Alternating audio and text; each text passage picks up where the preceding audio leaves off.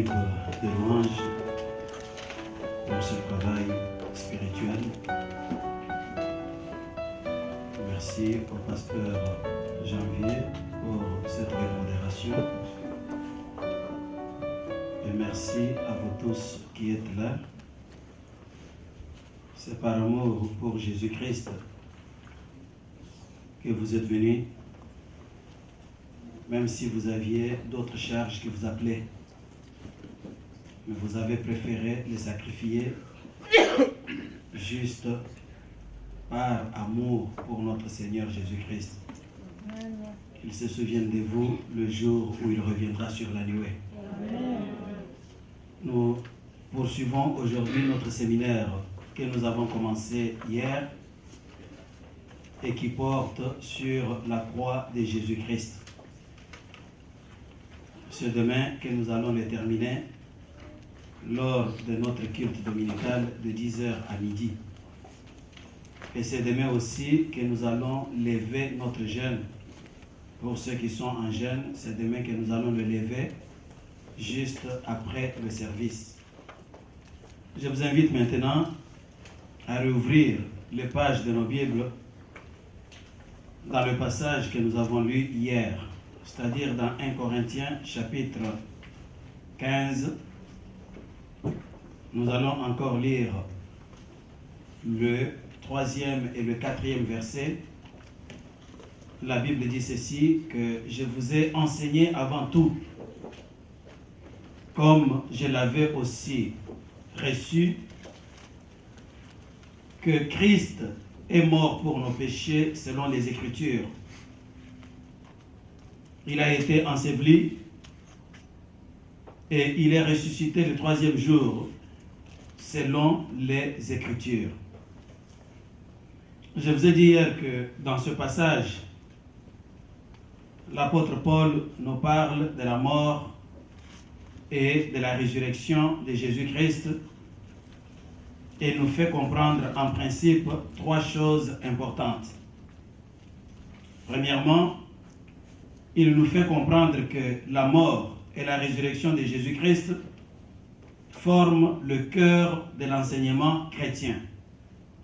Donc, si vous êtes chrétien aujourd'hui, si vous espérez un jour marcher dans le couloir du ciel, c'est justement parce que Jésus-Christ est mort et qu'il est ressuscité. Je sais que dans nos églises pentecôtistes, parfois nous chantons bien, parfois aussi nous crions beaucoup, mais parfois aussi nous ne sommes pas attentifs pour bien comprendre les fondamentaux de notre foi, pour bien comprendre vraiment pourquoi nous sommes là, pourquoi nous sommes chrétiens. C'est la raison pour laquelle je fais un effort pour ne pas aller vite, parce que mon souci est que vous puissiez très bien comprendre ce que nous disons, comprendre le fondement de votre foi et être à mesure de le partager avec quelqu'un d'autre. Je dis que l'apôtre Paul nous dit la première chose importante, que la mort et la résurrection de Jésus-Christ forment le cœur de l'enseignement de la foi chrétienne. Et je vous ai fait comprendre hier que comme le cœur pompe le sang qui alimente tous les autres organismes du corps et leur donne la vie, de même, la mort et la résurrection de Jésus-Christ donnent la vie à toutes les autres vérités, de l'évangile de Jésus-Christ. Qu'est-ce que je vais dire par là? Je vais dire que la mort et la résurrection de Jésus-Christ soutiennent tous les autres chapitres que nous pouvons enseigner dans la foi chrétienne.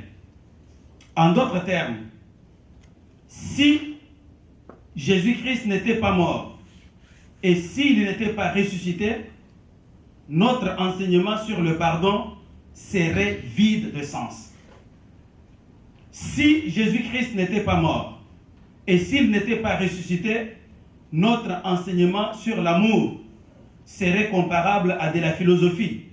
En vérité, la croix de Jésus-Christ, c'est ça le centre, c'est ça le pivot, c'est ça le rond-point, c'est ça le fondement même de toutes les autres vérités de la foi chrétienne. Mais le souci du diable et de tous ses acolytes a été et est encore de remettre en cause la vérité sur la mort et la résurrection de Jésus-Christ. Je répète, le souci du diable et son grand effort depuis le 1er siècle jusqu'à aujourd'hui, c'est de faire tout pour saboter la vérité qui concerne la mort et la résurrection de Jésus-Christ. Le pasteur Janvier venait de nous lire cette portion des Écritures. Que le jour qui a suivi la crucifixion et l'ensevelissement du Maître, les principaux des Juifs se sont rappelés une chose. Ils se sont rappelés que Jésus avait promis qu'il allait mourir et que 3 jours après sa mort, il allait ressusciter. Ils ont décidé de mettre son tombeau sous haute surveillance. Maintenant, le dimanche matin, malgré la haute surveillance, Jésus-Christ est ressuscité. Et les mêmes policiers qui assuraient la surveillance au tombeau de Jésus ont couru jusque dans la ville. Ils ont vu les principaux sacrificateurs et ils leur ont dit, cet homme-là est ressuscité. Certainement, ils leur ont posé la question, est-ce que vous dormiez? Ils ont répondu, nous ne dormions pas. Est-ce que vous n'avez pas vu quelqu'un passer par là? Ils ont dit, nous n'avons vu personne. Mais qu'est-ce que vous avez vu de vos propres yeux? Chef, ce que nous avons vu, c'est que le tombeau était déjà resté vide. Et cet homme-là n'était pas là. Et il y a un ange qui nous a regardés et nous étions paralysés. C'est la vérité, il est ressuscité. Alors, la Bible dit que ces principaux sacrificateurs ont sorti une forte somme. La corruption ne date pas d'aujourd'hui. Ils ont sorti une somme importante et ils ont corrompu ces policiers et ils leur ont mis des mots dans la bouche. Dites que ces disciples sont venus le voler pendant que nous dormions. Et si Pilate vous cherche du trouble, nous allons vous défendre. On s'arrête d'abord là. Leur objectif était simple. Ils voulaient à tout prix saboter la résurrection de Jésus-Christ. Ils voulaient à tout prix étouffer la vérité relative à la résurrection de Jésus-Christ pour la simple raison qu'ils savaient très bien qu'une fois la vérité sur la résurrection banalisée, c'est que c'est toute la foi chrétienne qui est banalisée. Une fois la vérité sur la résurrection effacée, c'est toute la foi chrétienne qui est effacée. Voilà pourquoi ils ont décidé de corrompre et de fermer les yeux sur le devoir professionnel de ces policiers. Mais la vérité est que Jésus-Christ a été crucifié, Jésus-Christ est mort, Jésus-Christ a été enseveli et Jésus-Christ est ressuscité des morts. Alors que Abraham a été enseveli, il n'est jamais ressuscité des morts. Branham a été enseveli, il n'est jamais ressuscité des morts. Et tous les autres prophètes et savants ont été ensevelis et personne d'entre eux n'est jamais ressuscité des morts.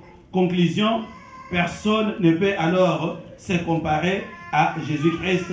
C'est pourquoi la Bible dit de lui qu'il est le seul qui est le Seigneur des Seigneurs et le Roi des Rois. Amen. Deuxièmement, l'apôtre Paul nous a fait comprendre à partir de ce même texte que la mort et la résurrection de Jésus-Christ n'étaient pas un accident de parcours. C'est-à-dire que la croix était le but premier pour lequel la parole a été faite chair. non seulement, je l'ai dit hier, que Jésus-Christ était bien conscient qu'il allait mourir et qu'il allait ressusciter, mais il a pris soin de l'annoncer à ses propres disciples et il a aussi pris soin de l'annoncer à tous les Juifs qui l'écoutaient. Ce qui nous prouve, comme l'apôtre Paul le souligne, que la mort et la résurrection de Jésus-Christ, ce n'était pas un hasard. C'est quelque chose qui figurait déjà dans l'agenda de Dieu. La troisième chose, l'apôtre Paul nous a fait comprendre que Christ est mort pour nos péchés. Cette troisième chose nous conduit à regarder ensemble trois vérités qui s'y rattachent. La première vérité, c'est que Christ est mort à cause de nos péchés. En fait, Jésus-Christ n'est pas mort parce qu'il avait commis un crime quelconque. Jésus-Christ n'est pas mort parce qu'il avait commis un forfait quelconque. Jésus-Christ est mort juste à cause de nos péchés. Lorsque la cause de Jésus a été confiée à Pilate, je suis sûr que Pilate, peut-être en compagnie de ses conseillers, ont regardé à fond la cause et tout l'argumentaire que les anciens des Juifs ont déposé. Mais Pilate, après une analyse profonde, il leur dit: je ne vois vraiment rien qui peut justifier la condamnation de cet homme à mort. C'est que Pilate reconnaît par là que Jésus n'a rien fait qui mérite la mort. Et lorsque Jésus est à la croix, il y a même le bandit qui témoigne en sa faveur. Vous savez que lorsque on recherche un meurtrier dans un coin, on peut commencer par demander à tous les voisins ou à tous les passants. Mais la bonne vérité, les enquêteurs la cherchent auprès des autres meurtriers, auprès des autres bandits. Parce qu'on sait que s'il y a un bandit dans ce quartier, un chef de gang, il détient la vérité sur tous les mouvements de tous les gangs. Donc, le bon témoignage, si Jésus était malfaiteur, ce bon témoignage allait provenir de ce bandit qui était sur la croix. Parce qu'il pouvait au moins dire, lorsque nous allions faire le cambriolage à gauche, à droite, nous l'avions aussi vu dans le barrage. Mais cet homme témoigne, il dit, nous on peut nous condamner, nous savons ce que nous avons fait de mal. Mais lui, il n'a rien fait de mal, il ne mérite pas ce que nous méritons. Mais malgré ce témoignage, Jésus-Christ a été crucifié. Mais la raison, c'est justement parce que toi, tu avais péché. Moi, j'ai péché. Et nous n'étions pas capables de supporter la peine de notre péché. L'humanité n'était pas capable de payer le prix de notre péché.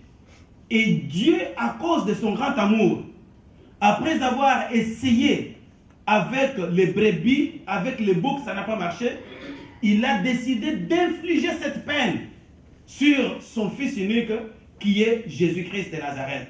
Si moi je n'avais pas péché, si toi tu n'avais pas péché, Jésus-Christ n'allait jamais être crucifié. Alors, parce que Jésus-Christ a été crucifié à cause de tes péchés, parce que Jésus-Christ a été meurtri à cause de tes péchés, mon frère, ma soeur, réfléchis bien. Est-ce qu'il est encore important que toi tu continues à demeurer dans le péché? Juste quand tu regardes le tableau de la passion de Jésus-Christ, Dieu te parle. Tu peux prendre une décision pour changer totalement le cours de ta vie, juste à cause de ce que Jésus a enduré. Je vous ai fait comprendre hier que à la croix, Jésus a poussé un grand cri, même deux grands cris. Mais le premier grand cri, il a dit, mon Dieu, pourquoi tu m'as abandonné? La réponse, le ciel a gardé silence. Pourquoi le ciel a gardé silence? C'est justement parce qu'en ce moment précis, Jésus sentait le péché. Et le ciel ne pouvait même pas le regarder. Dieu ne pouvait pas le regarder. Parce qu'il était le plus grand pécheur de tous les hommes. Le plus grand criminel de tous les hommes. Il avait pris le péché de toute l'humanité. À cause de ça, son Dieu ne l'a même pas regardé. Et j'ai attiré votre attention sur une chose. Que si le ciel a refusé de regarder Jésus-Christ à cause des péchés qui pesaient sur lui, est-ce que Dieu pourra te regarder si tu continues à chérir le péché? Puisque parfois, nous nous imaginons que Dieu voit les choses comme nous. Nous nous disons, j'ai prié, j'ai obtenu mon travail, j'ai mon salaire, je mange, ça va bien, j'étais malade, je suis guéri. Cela signifie que je suis approuvé de Dieu. Non, pas nécessairement. Il y a des païens qui travaillent, qui ont des bons travails. Il y a des païens qui sont en bonne santé. Ton problème à toi, ce n'est pas de prendre le travail, de prendre la bonne santé comme unité de mesure sur ta communion avec Dieu. C'est de regarder plutôt ta marche avec Dieu. Ta sainteté, c'est que l'Esprit te révèle. Puisque la Bible dit que l'Esprit de Dieu, il confirme à notre esprit que nous sommes enfants de Dieu. Mais dès que tu t'égares, le même Esprit te confirme aussi que tu es en train de t'égarer. Quand tu perds ton statut d'enfant de Dieu, le même Esprit te confirme. Puisque souvent nous nous basons sur les témoignages qui viennent de l'extérieur. Les témoignages qui viennent de l'extérieur ne peuvent rien dire de vrai sur votre cœur. Parce qu'il n'y a personne qui peut connaître votre cœur. Les hommes sont très malins. Il n'y a que Dieu qui connaît le cœur. Vous pouvez vous retrouver avec quelqu'un qui vient de commettre un meurtre, mais il est là très gentil. Vous pouvez boire avec une personne qui se prépare pour te tuer. Tu ne connaîtras jamais son cœur, mais Dieu sait ce qu'il veut faire. Voilà pourquoi n'attends pas les témoignages des hommes, attends plutôt que Dieu te certifie. Et Dieu te les certifie toujours et chaque jour à travers ton Saint-Esprit. Quand tu fais quelque chose de mal, il te dit, là tu es en train de taper à côté. À toi de revenir sur le chemin. Sinon, ne t'imagine pas que Dieu va t'écouter parce que tu as l'habitude de chanter ou tu as l'habitude de prêcher. Non, les choses ne se passent pas ainsi. La deuxième vérité qui découle de notre troisième chose qui nous a dit que Jésus-Christ est mort pour nos péchés, c'est que par sa mort, Jésus-Christ a effacé nos péchés et il a obtenu le pardon, pour nous le pardon devant Dieu. La Bible raconte que lorsque Pilate voulait prononcer le verdict de mort contre Jésus-Christ, il a essayé d'utiliser une autre approche, peut-être pour toucher le cœur des Juifs. Il leur a proposé un très grand bandit, un criminel, Barabbas. Il leur a dit que nous avons coutume de libérer un criminel pendant les grandes fêtes comme celle-ci. Alors, qui voulez-vous que je vous libère entre les deux? Jésus de Nazareth qui n'a rien fait, ou Barabbas, ce malfaiteur qui a tué vos frères, qui a tué vos sœurs? Et même dans la foule, il y a des familles qui ont été endeuillées à cause de Barabbas. La réponse de la foule a été sans appel. Nous voulons Barabbas. Et pour Jésus, qu'est-ce qu'il faut? Crucifiez-le. Cet incident a une signification prophétique profonde. Ça résume même tout ce que nous disons autour de la mort de Jésus-Christ pour nous. Cet incident nous enseigne clairement que l'œuvre de Jésus-Christ a consisté justement à aller prendre la place de Barabbas, de ce malfaiteur, pour que Barabbas devienne un homme libre et que lui puisse être condamné à la place de Barabbas et qu'il puisse mourir. Je vais te dire une chose, mon frère, ma soeur. Quand tu lis la Bible, ne mets pas le nom de Barabbas, mais plutôt ton propre nom. C'est toi qu'on devrait crucifier parce que tu étais un grand bandit. Mais quand Pilate a demandé, vous voulez que je crucifie Pascal ou je crucifie Jésus-Christ? La foule a dit, laissez-nous Pascal crucifier Jésus. Et Jésus est allé donc mourir à ta place. Je suis très sûr que même Barabbas, quand il a quitté la prison, je suis très sûr qu'il doit avoir changé de vie. Est-ce que toi aussi, tu peux changer de vie juste à cause de la croix? Jean, voyant un jour Jésus-Christ passer dans les rues de Jérusalem, il dit à ses disciples, voilà l'agneau de Dieu qui ôte les péchés du monde. C'est une petite phrase que l'homme du XXe siècle peut comprendre d'une autre manière. Parce que pour nous, les gens du XXIe siècle, quand on nous parle de l'agneau, nous voyons directement la table de la salle à manger, nous voyons directement la cuisine. C'est-à-dire, on va manger, on va faire un steak, nous allons manger l'agneau. Mais ce n'était pas comme ça avec les Juifs du 1er siècle. Quand on dit aux Juifs du 1er siècle que voici l'agneau de Dieu qui ôte le péché du monde, le Juif se retrempe dans les cérémonies de purification. Il comprend que lorsqu'un homme péchait, c'était un agneau qu'il apportait, qu'il immolait, dont il aspergeait le sang afin qu'il puisse être réconcilié avec Dieu. Alors, comme Jean nous dit que cet homme est l'agneau de Dieu qui ôte non seulement le péché des Juifs, mais le péché du monde, alors nous allons le suivre. Pour dire, frères et sœurs, que notre salut et le pardon que nous devons obtenir de Dieu, c'est tellement important que nous sommes prêts et nous devons être prêts à sacrifier les autres personnes que nous étions en train de suivre pour que nous puissions au moins nous garantir que nos péchés vont être effacés et effacés par la bonne personne. La troisième vérité est que par sa mort, Jésus a anéanti Satan qui avait fait de nous ses esclaves et il nous a dominés et il nous a délivrés de sa domination. Ne perdez pas de vue que nous sommes dans la troisième chose qui nous dit que Christ est mort pour nos péchés. Et je vous ai fait comprendre que Christ est mort pour nos péchés. Ça veut tout simplement dire, 1, que Christ est mort à cause de nos péchés. 2, que Christ est mort pour effacer nos péchés. Et 3, aujourd'hui, Christ est mort pour anéantir Satan qui avait fait de nous ses esclaves et nous délivrer donc de sa domination. Nous vivons à l'époque où les gens sont très excités quand ils entendent parler de délivrance. Nous vivons à l'époque où les gens se déplacent pour aller chercher la délivrance. Mais je vais vous dire, frère, que la vraie délivrance se trouve ici et que si vous comprenez bien ce que je vais vous dire maintenant, jamais vous ne voyagerez pour aller chercher la délivrance ailleurs.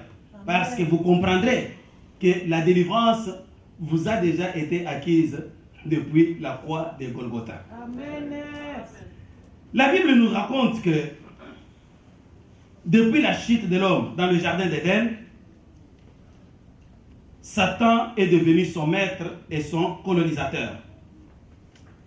Surtout si vous lisez Genèse chapitre 6, vous allez apprendre que tous les cœurs de l'homme se tournaient chaque jour uniquement vers le mal. Pourquoi? Parce que Satan et ses démons exerçaient en permanence leur autorité sur l'homme pour l'entraîner dans toute forme de péché et dans toute forme d'abomination. Si vous voyez aujourd'hui quelqu'un qui se plaît dans une débauche indescriptible, si vous voyez quelqu'un qui trouve du plaisir lorsqu'il tue les autres, si vous voyez quelqu'un qui est un bandit des grands chemins, arrêté 5 fois, libéré 5 fois, mais il continue toujours à être bandit, c'est parce que derrière son geste, il y a des démons qui l'incitent à poser ses actes. Il est prisonnier et du diable et des péchés qu'il est en train de commettre. sans que cet homme, tant que cet homme n'aura pas été délivré, il n'abandonnera jamais ce qu'il fait jusqu'au moment où il va mourir. C'est ça la vraie condition de l'homme depuis la chute dans le jardin d'Éden. Non seulement Satan nous maintenait dans la vie de péché, mais Satan nous infligeait aussi toutes sortes de souffrances. Souvenez-vous de Job. Il avait souffert atrocement. Qu'est-ce qu'il avait fait de mal? Rien. Mais c'était l'œuvre de Satan. Il y a certaines personnes qui souffrent aujourd'hui. Parfois avec certaines maladies, parfois avec certaines conditions difficiles.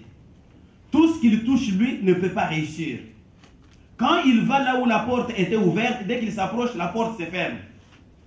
Ça peut être en grande partie l'œuvre de l'ennemi, c'est-à-dire l'œuvre de Satan, qui utilise parfois toute forme de démons juste pour te faire souffrir, parce que Satan trouve du plaisir quand il fait souffrir les hommes. Mais la Bible nous dit ceci, quand nous continuons. Lorsqu'un homme fort et bien armé garde sa maison, tout ce qu'il possède est en sûreté. L'homme fort dont il est question ici, c'est Satan le diable. Et sa maison, je pouvais même dire ses maisons. Ces maisons, c'est qui? Ce sont ses esclaves. Or, à partir du geste posé dans le jardin d'Éden, nous tous, nous avons été réduits en état d'esclaves de l'ennemi de Satan. C'est que ces petites maisons-là de Satan, c'était nous. Voilà pourquoi il pouvait allègrement habiter dans nous. Mais la Bible dit que tant que Satan est fort et qu'il garde sa maison, c'est que tous ses biens sont en sûreté, personne ne peut venir le troubler. Verset 22. Mais si un homme plus fort que lui survient et vient le dompter, d'abord, il va lui enlever ses armes et ensuite, il va libérer ses captifs. En peu de mots, c'est ça, c'est que la Bible veut nous dire. Dans Hébreux chapitre 2, à partir du verset 14, nous apprenons que par sa mort, Jésus a anéanti le diable et il a délivré tous ceux qui, par crainte de la mort, étaient toute leur vie retenus dans la servitude. Suivez-moi très bien. La Bible dit que par sa mort, vous retenez par sa mort. Jésus a anéanti le diable qui avait la puissance de la mort. Et il a délivré tous ceux qui, virgule, par crainte de la mort, virgule, étaient toute leur vie retenus dans la servitude. C'est-à-dire, toute leur vie, ils étaient retenus dans l'esclavage. En d'autres termes, tous, nous étions des esclaves de Satan. Je vais vous faire comprendre une chose, que dans la vie physique, dans la vie de tous les jours, pour anéantir son adversaire, il faut absolument qu'il y ait confrontation. Est-ce que c'est vrai? Parce que nous venons de voir qu'il y a un homme fort, et tant qu'il est fort, tous ses captifs sont vraiment en sécurité pour lui. Nous venons de voir aussi que Jésus-Christ, par sa mort, il a anéanti Satan et il a délivré ses captifs. C'est-à-dire ces gens qui, par crainte de la mort, étaient toute leur vie esclaves. Mais là, j'attire votre attention sur une vérité qui est vraie dans le monde physique et qui est aussi vraie dans le monde spirituel. Pour anéantir son ennemi, pour anéantir son adversaire, il faut absolument qu'il y ait une confrontation. Amen. Étant donné que c'est ça la vérité, ce qui fait que pour que Jésus puisse anéantir le diable, il a fallu absolument qu'il y ait une confrontation. Amen. Et la lecture de Colossiens chapitre 2 nous montre clairement que la confrontation entre Jésus-Christ et Satan a eu lieu où? à Golgotha. Amen. Voilà pourquoi je vous ramène à la vérité que je suis en train de développer. Je développe la vérité qui vous dit que par sa mort, Jésus-Christ a anéanti Satan qui avait fait de nous ses esclaves et il nous a délivrés. En d'autres termes, par sa mort, Jésus nous a délivrés. La Bible raconte que quand Jésus était à la croix, il a fait étrangement nuit. Je souligne bien le mot étrangement. Pendant 3 heures, depuis midi jusqu'à 15 heures, les ténèbres ont totalement envahi la terre. D'où venaient ces ténèbres? Colossiens nous dit,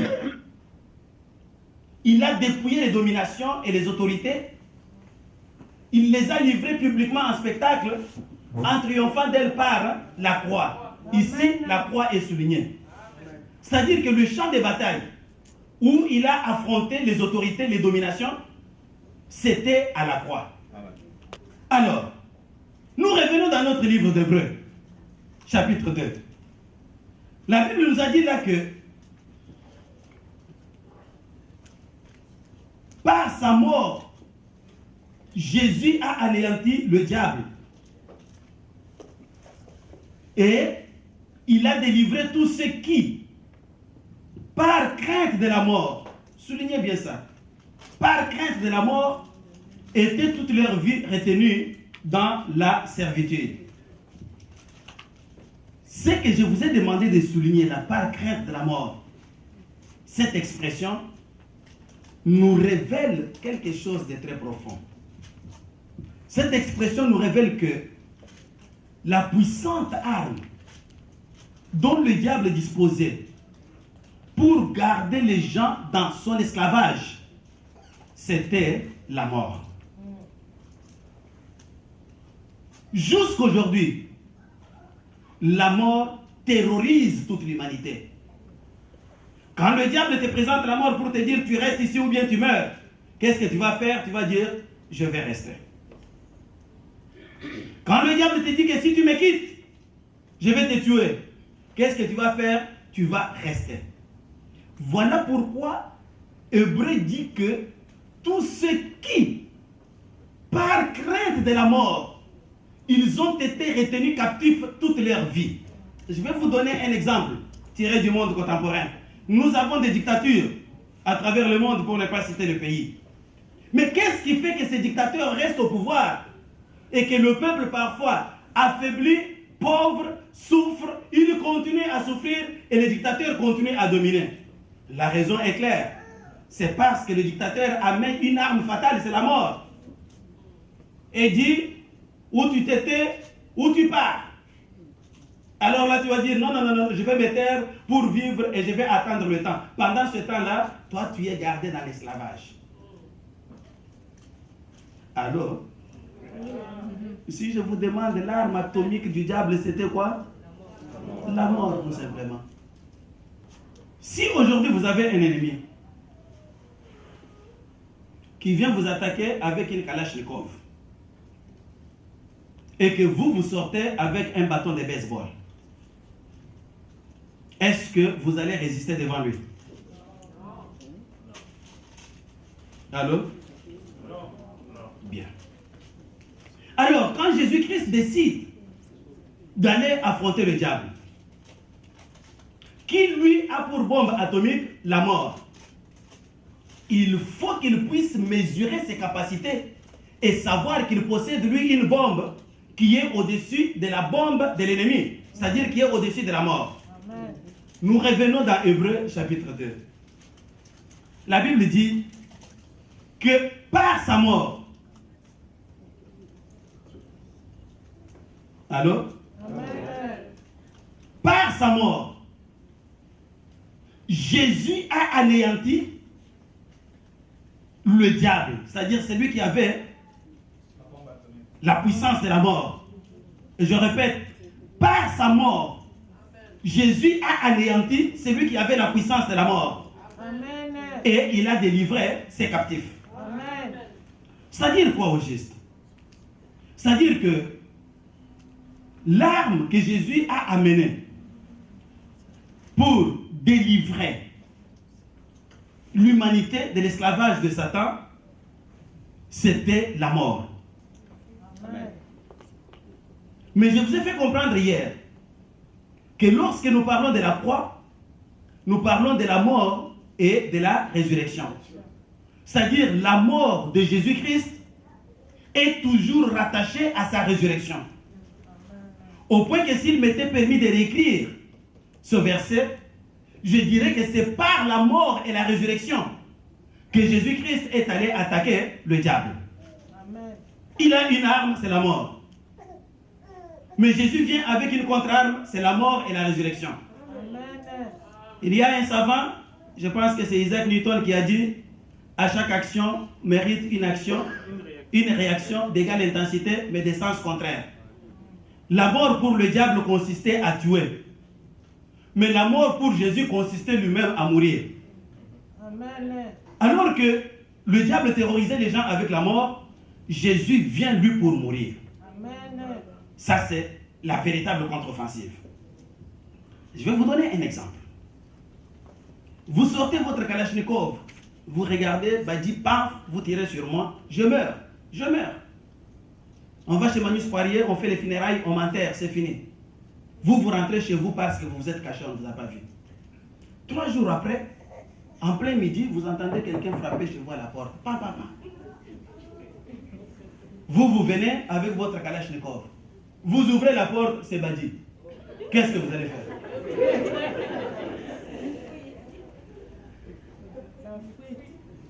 Amen.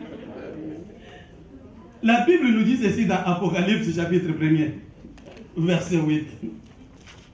J'étais mort. Et voici, je suis vivant au siècle des siècles. Amen. Je tiens les clés de la mort et du séjour des morts. Arrêtons-nous là. Le combat a eu lieu à Golgotha. Colossiens nous dit, il a dépouillé les dominations des autorités, il a triomphé. Mais parce que la mort est rattachée à la résurrection, Jésus est mort, il a été inhumé. Je pense que dans le camp du diable, on se frottait la main, on disait, nous avons fait la bonne job. Mais le matin, il y a quelqu'un qui ressort vivant. Et il confesse lui-même ici, il dit, j'étais mort et voici je suis vivant. Je tiens les clés de la mort et du séjour des morts. Or, la mort, c'était ça, l'arme atomique de Satan. Et les clés ici, c'est comme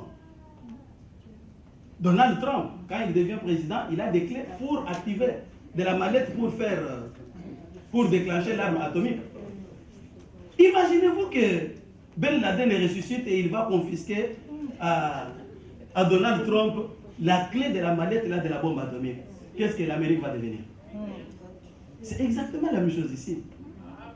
Donc, quand Jésus ressuscite, il ravit les clés de la mort. C'est que l'arme de mort que le diable utilisait pour terroriser l'humanité a été rendue inoffensive. Donc, lorsque vous regardez le diable aujourd'hui, il existe réellement, bien sûr. Mais quand vous regardez, il a été mis hors d'état de nuire. Ou par la mort de Jésus-Christ à la croix. Et quand Jésus l'a mis hors d'état de nuire, c'est qu'il vous a délivré. Pour dire que la vraie délivrance, vous l'avez obtenue à la croix. Et tant et aussi longtemps que vous resterez main dans la main avec Jésus-Christ, vous dominerez toujours sur le diable, frère. Tant et aussi longtemps que vous marcherez main dans la main avec Jésus-Christ, vous ne pouvez jamais devenir la propriété d'un démon. Et par voie de conséquence, vous ne pouvez jamais circuler, voyager pour aller chercher la délivrance, parce que la délivrance a déjà eu lieu. Donc, si vous observez que vous êtes encore dominé par les esprits, il y a deux choses. Soit vous n'avez jamais accepté Jésus-Christ, soit vous ne marchez pas main dans la main avec Jésus-Christ. Et il y a une seule réponse, une seule solution. Il faut vous repentir et marcher main dans la main avec Jésus-Christ et vous serez toujours victorieux. Le problème, ce ne sera pas une église. Le problème, ce ne sera pas Jésus-Christ. Le problème, ce sera vous qui ne voulez pas marcher main dans la main avec Jésus. Je vais vous donner un exemple. Nous sommes ici en Israël d'antan, Israël de l'époque du sacrificateur Élie. La Bible dit que le témoignage était corrompu. Ces enfants vivaient dans une débauche extraordinaire. Ils venaient même faire la débauche dans les sanctuaires avec ceux qui venaient offrir des sacrifices à Dieu. Élie voyait cela et Élie ne disait rien. Il couvrait ses enfants. Alors, Dieu leur a tourné les dos. Il s'est fait qu'il y a eu guerre entre les Philistins et Israël. Israël a prié, ils sont allés à la bataille, au combat, on les a vaincus. Ils sont vite retournés chercher l'arche par routine parce qu'ils savaient que toutes les fois que nous amenons l'arche sur le terrain, la victoire est de notre côté. Ils amènent l'arche, on les gagne, on confisque l'arche. Quand on a dit à Élie, l'arche de l'Éternel a été confisquée, il est tombé, il est mort. Et là, au front, ces deux fils qui faisaient la débauche dans l'église sont tombés sur le champ de bataille. Quand on est venu annoncer à leurs femmes que les maris sont morts, il y a une femme qui était enceinte, elle a accouché et elle aussi est décédée et elle a donné à l'enfant le nom de Ikabo, c'est-à-dire la gloire n'est plus en Israël. Alors les Philistins ont emmené l'arche de Dieu jusque dans le temple de leur Dieu, dans le temple de Dagon. Ils ont déposé l'arche de Dieu à côté de Dagon. C'est exactement ce que je vous ai dit. Je ne pensais pas que j'allais beaucoup parler, mais je m'aperçois que je parle beaucoup. C'est exactement ce que je vous ai dit au départ, quand je vous disais que les gens rejettent la résurrection pour qu'ils puissent créer l'égalité entre leurs prophètes et le Seigneur Jésus. Non, Jésus c'était Dieu dans le corps d'un homme. Ils ont amené l'arche et ils ont placé côte à côte avec Dagon. Je pense qu'ils se disaient dans leur tête que nous avons confisqué le Dieu d'Israël et il est dans le temple de notre Dieu. Pas de problème. Ils sont allés dormir. Dagon est resté avec l'arche. Le matin, quand ils sont revenus pour offrir les sacrifices et passer à autre besoin, ils ont observé que Dagon est tombé, mais la face contre la terre. Et les hommes n'ont pas compris parce que les hommes ne comprennent pas toujours facilement. Ils ont pris Dagon, ils ont remis en place. Comment vous allez prendre quelqu'un en place quand vous ne l'avez pas déplacé? Ils ont remis Dagon en place. Le lendemain, ils sont encore passés. Ils ont retrouvé encore Dagon à terre. Mais cette fois-ci, la tête coupée, les membres coupés, le tronc. Ils ont dit non, ça sent mauvais. Et au même moment, Dieu a commencé à les frapper. Tous. Hémorroïdes. Là, tout le monde commence à marcher en titubant. Vous voyez dans la route, le roi il marche comme ça. Les enfants marchent comme ça. Les policiers marchent comme ça. Ah, ils ont compris que non, c'est cette arche ici. Ils ont déplacé l'arche, ils l'ont envoyé dans une autre ville. Même chose, hémorroïdes. Ils l'ont envoyé dans une autre. Même chose, hémorroïdes. Alors ils ont décidé de retourner l'arche en Israël. Qu'est-ce que je voulais vous faire comprendre? Israël a été vaincu. Mais Dieu, lui, n'a pas été vaincu. L'arche a continué à être puissante. L'arche est allée combattre elle-même. L'arche n'avait pas besoin d'être délivrée. Israël n'a pas mené un combat pour venir délivrer l'arche. Nous ne pouvons pas aider Dieu, frère. S'il y a dans votre vie quelque chose qui ne marche pas, ce n'est pas la faute à Dieu. Dieu est toujours puissant. Regarde-toi, est-ce que je marche main dans la main avec lui ou j'ai lâché sa main? Si tu as lâché sa main, va encore tenir sa main, il va marcher avec toi. Et tant et aussi longtemps que tu marcheras avec lui, rassure-toi que les choses vont marcher. Amen. Je vais terminer en disant que la Bible raconte que vers 15 heures, Jésus a poussé un deuxième grand cri. Tout est accompli. Au même moment, le voile du temple se déchire de haut en bas. Imaginez ça, c'est quelle puissance. C'est ça la puissance de la croix. Au même moment, la terre a tremblé avec violence. C'est quelle puissance? Ça, c'est la puissance de la croix. Au même moment, les rochers ont commencé à éclater. Les rochers sautent. Au même moment, les sépulcres commencent à sauter, à s'ouvrir. Et certains morts sont revenus à la vie. On va revenir sur ça demain avant de terminer. Bref, Ce que je voulais vous faire comprendre aujourd'hui, qui appartient aux fondamentaux de notre foi chrétienne, c'est que Jésus-Christ est déjà mort pour nous à la croix. Et en mourant pour nous à la croix, il nous a vraiment délivrés. Il nous a délivrés de toute la colonisation diabolique. Tant et aussi longtemps que vous marcherez main dans la main avec lui, rassurez-vous que vous ne deviendrez jamais la propriété d'un quelconque démon.